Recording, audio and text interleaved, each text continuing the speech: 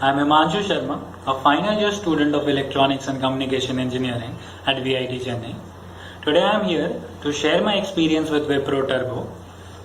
In December 2020, I was placed in Wipro Turbo under a dream offer. And I'll start with the application process where we had to apply and we had to fulfill the criteria of having a CGP of at least 6.5 and no standing of arrears. History of arrears was permitted, but there should not be any standing arrear. Coming to the selection process, coming to the rounds, technical rounds. First was a coding based round where we had to attempt 2 codes along with quantitative aptitude, verbal, logical reasoning, and at the end we had to write an essay.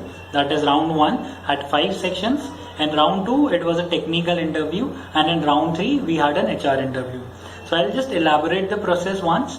For the round 1, initially we had logical reasoning, verbal ability and quantitative aptitude. This was segment 1. After that we had segment 2 where we had 2 coding questions, and in segment 3 we had to write an essay. I'll just elaborate these sections as well. For segment 1, the level was quite easy, nothing as such that we need to prepare separately, and even if you feel that if you are a bit weak in quantitative aptitude, I believe practicing continuously for 10 to 20 days and there is ample of material available online, so preparing and practicing for 10 to 20 days definitely brings you in a very comfortable position to crack any placement in terms of these parameters, that is logical ability, verbal ability and quantitative aptitude. Coming to the second section, coding. So for coding, there were 2 questions. One was relatively easy, the other one was very tough. I believe, at least for me, it went quite tough. In the first one, the easier one, it was just a function that I had to complete according to the parameters given. I do not remember the question vividly, but yes, it was a very simple and a straightforward question that I think that anyone who has been practicing or who has been coding for quite a few times could easily crack it. Second was relatively tougher, because it was on permutation of arrays, if I am not wrong, and it was a tough question to crack. I was able to run a few test cases, but at the end my entire code did not run. So at least for me, it was a difficult process to get through. In the third segment, we were given certain English proverbs or English sayings, and they asked us to give arguments both in favor and in against.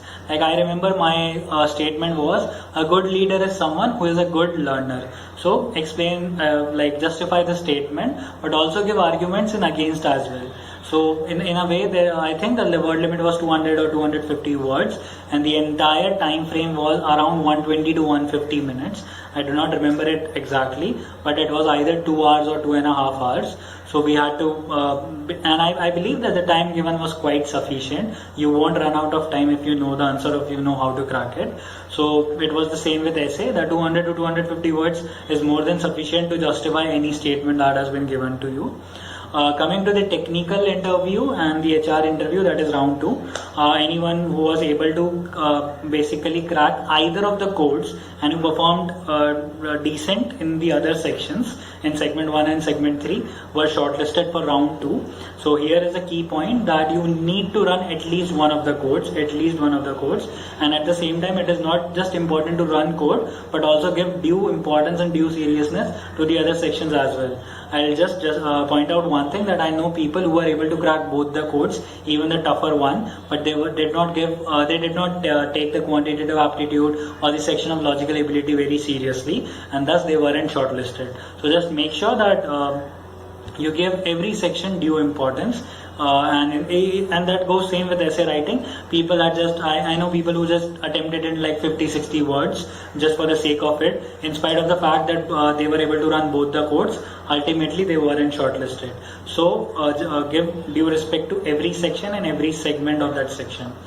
So coming to the technical interview now. Technical interview for most of the companies that are going to come under regular or dream offer, I can tell you clearly and very strongly that it is a technical interview is an interview that works or that goes as per your resume.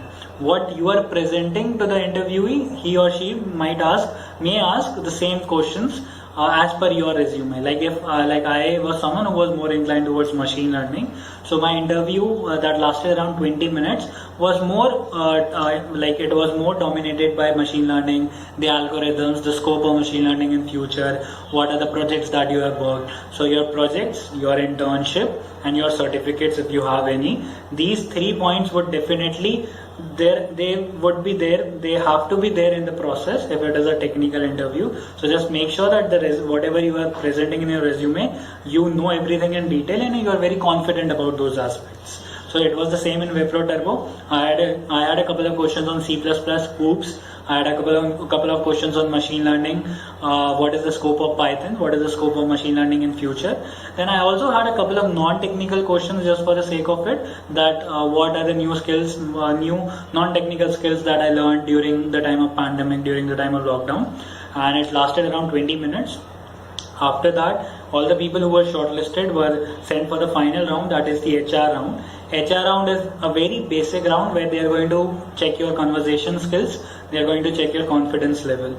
So you need to be very calm and composed, because if you are able to get till the HR round, if you are able to get through the technical interview to the HR round, it is 99% guarantee that you will definitely make it through. You just need to be yourself. You just need to be very composed, calm, and very confident. 3 C's: composed, calm, and confidence.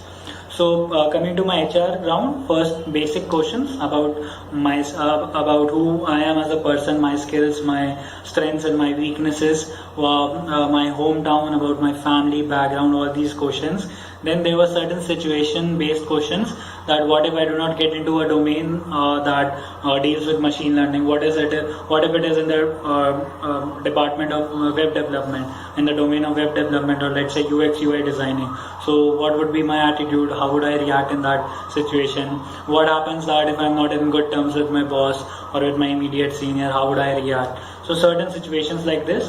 And I believe that even for HR round, you do not need to learn something separately. Just go and Google basic HR interview questions. If you get a list of 20-25 questions, that is more than sufficient, because definitely 5 to 6 questions they are going to ask you the same questions. They are just going to ask you, they are just going to check your confidence and the way you answer the questions. So this is pretty much that how the process is going to last. To let's say that what was my strategy, it was, I think, continuous practice is the most important thing. Persistence is the most important ingredient, at least to get a dream offer. Obviously for super dream you need to push yourself or invest more time, but at least for a dream offer, decent practice, decent command over either of the programming languages is more than sufficient. Practice little about the other segments, quantitative aptitude, verbal, essay writing. If you feel that if you are weak in those areas, just go on Google, search about them. You can also go and search that what Wipro Turbo has been asking conventionally in their interviews, in their round ones and round twos, and round one and round two. So what happens is basically that a lot of time they do not change the questions, or they do not change the pattern.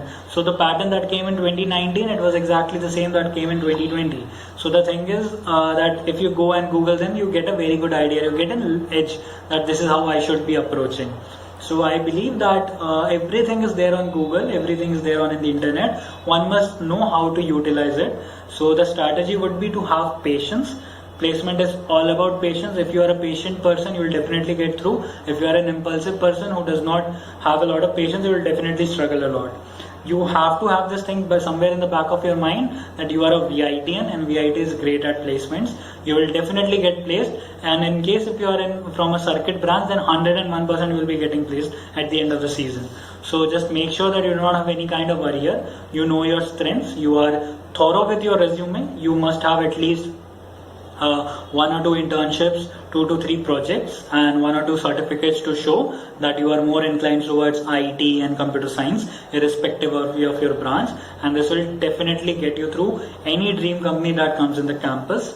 So this is pretty much it. This should be your strategy. Make your resume, build your resume, do it wholeheartedly. Do not repeat the mistakes that you have been committing. Do it sincerely.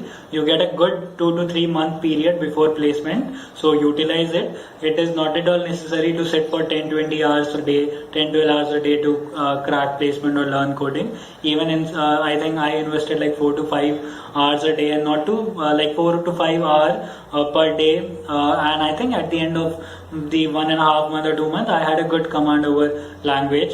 See, I had my primary language was C++, so I was able to understand, I was able to comprehend the questions, I was able to run the codes that were coming in previous companies in the previous tests. So I believe that eventually you'll start developing your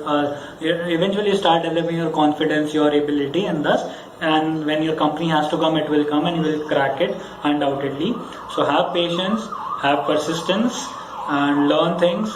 You have ample of opportunities, you have ample of knowledge that is there on internet. Please utilize it, and CGPA won't affect you. If you have a CGPA more than 7, it is okay. If you have a CGPA of around 8.5 or 9, you are one among those in the creamy layer. You will be sitting in every company that comes. So if you are on the related, like I was my CGPA was 7.74 at the time I applied. So I was relatively on the lower side, but I do not feel that I missed on a lot of companies. Yes, there were a couple of companies that I wasn't able to sit. I wasn't eligible for them, but for most of them you will be eligible. So have patience. Do not worry much. Keep working hard, and eventually everything will fall into place. So this is the biggest tip that I would like to give to my juniors. I know it is a time where our mind fumbles a lot, and we do not have that mental peace, and we just want to get placed. We just want to get through the process. Trust me, you will get through. You are a VIT and you will get through. The only thing that it requires: patience, hard work, persistence, and mental ability. Mental ability in the sense to have a strong mental attitude towards your placement. So, and I think that Place XP has been doing a great job here. So everyone can go and access the tools and access the aids that they are providing. So kudos to the team as well. So I'll just end here. I think I have already spoken a lot, and I hope that I'll be helpful to few of the candidates, at least few of the candidates. I wish all of them wholeheartedly all the best. Wish you best of luck. Do well and ace the placement. Bye bye.